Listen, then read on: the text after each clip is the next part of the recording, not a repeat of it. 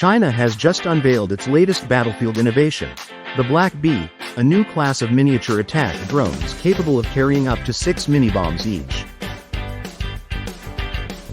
Developed by defense giant NORINCO, these compact UAVs are designed to swarm enemy positions, overwhelm defenses, and support assault teams with precision-guided strikes.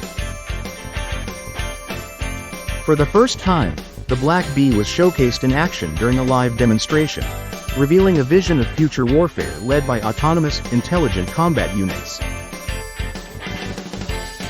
These drones don't just fly, they think, coordinate, and strike as a swarm.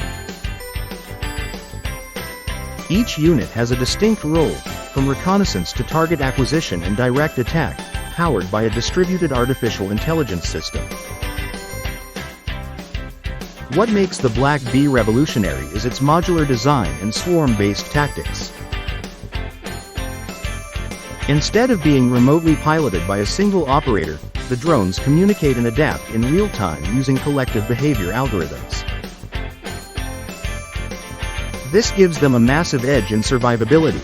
They're more resistant to jamming and can operate deep inside contested airspace, even under intense electronic warfare and air defense pressure.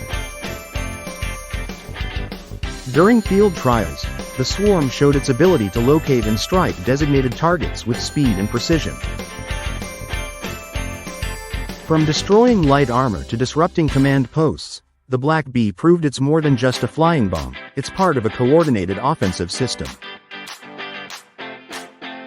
The drones can be deployed from mobile platforms and rapidly adapted for different missions, urban combat, special forces support, or large-scale frontline assaults.